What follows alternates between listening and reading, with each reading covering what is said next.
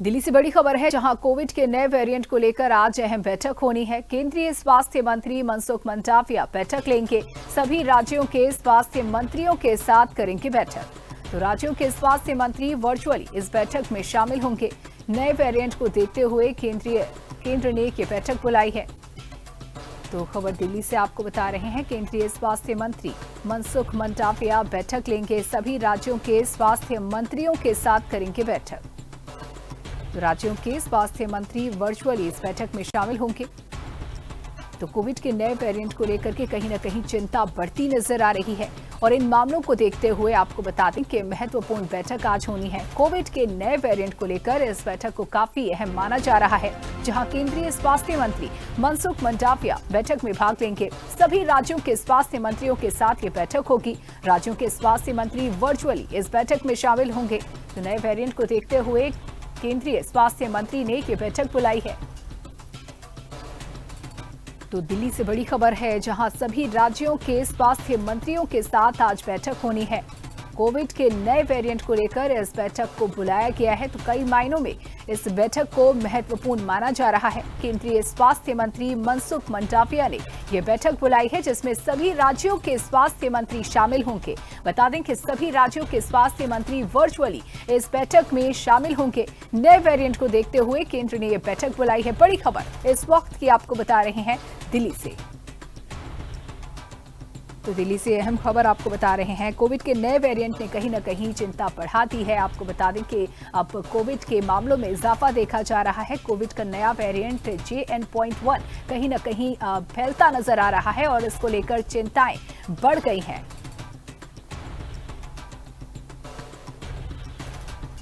और इस पर बात करने के लिए हमारे साथ वरिष्ठ चिकित्सक doctor AN Tripathi phone line पर जुड़ चुके हैं। और डॉक्टर एस त्रिपाठी जी, जिस तरीके से वेरिएंट को लेकर कहीं न कहीं चिंता देखी जा रही है और यही वजह है कि केंद्रीय स्वास्थ्य मंत्री ने बड़ी बैठक बुलाई है, किस तरीके के हालात हैं और क्या कुछ कहेंगे इस पर आप? देखिए, नमस्कार। ये जो नया वेरिएंट आया है JN.1, ये भारत में केरल में दिख रहा है और वहां से रिपोर्ट आई है। अभी जो चीजें हैं, ये लीस्ट उसमें कंसर्न की बात है। अभी जो WHO ने कहा है, इससे कोई घबराने वाली जरूरत नहीं है। लेकिन जो हम लोग इतने सालों से कोविड के पार्ट में थे और कोविड मालूम है, तो सोशल डिस्टेंसिंग हुआ, मास्क पहनना और हैंड वॉश। तो अगर हम इसको फॉलो करना शुरू कर दें तो निश्चित रूप से हम इससे भी जीत जाएंगे और बहुत खतरे वाली बात नहीं है, घबराने की जरूरत नहीं है। जो न्यू ईयर आ रहा है या इस तरीके से जो पार्टी हो रही है, उसमें थोड़ा सा जरूर सतर्क रहने की आवश्यकता है सभी को।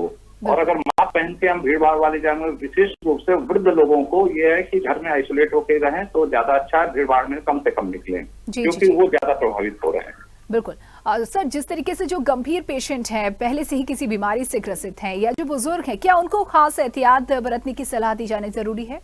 निश्चित रूप से उन्हीं के लिए सबसे खास जरूरत है जो इम्यूनो कॉम्प्रोमाइज्ड हैं या पहले से डायबिटीज से या इस तरीके से बीमार हैं, वृद्ध लोग हैं, उनके लिए आइसोलेट होने की जरूरत है। इस समय जब तक ये खतरा टलता नहीं है, तब तक वो घर पे ही रहें। अगर बाहर जरूरत है निकलने की तो मास्क लगा के जाएं, तो इससे वो बचाव कर सकते हैं। बिल्कुल। तो क्या कहना ये गलत नहीं होगा कि जिस तरीके से कोविड के दौर से हम गुजर रहे थे, जो सावधानियां उस दौरान हम बरत रहे थे, कहीं ना कहीं वही सावधानी बरतें?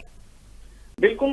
कोविड से बचने का या इस तरीके की किसी भी वायरस से बचने का एकमात्र उपाय वही है जो कोविड के टाइम में हम लोग सीखे हैं। मास्क पहनना, सोशल डिस्टेंसिंग, बिना मतलब के भीड़ भाड़ वाली जगहों पे न जाएं और हाथ धुलते रहें।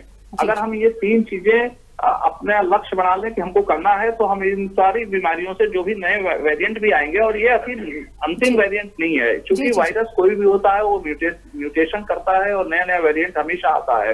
अब ये चीजें हैं, अब देखनी होंगी कि किस तरीके से हमारी इम्यूनिटी बढ़ती रहे और हम अपने जो खान पान है, योग और प्राणायाम पे जोर दें कि हम अपनी इम्यूनिटी बढ़ा के रखें। तो इस तरीके से चीजों से हम बच सकते हैं। बिल्कुल, बहुत बहुत शुक्रिया सर हमसे जुड़ने के लिए, जानकारी देने के लिए।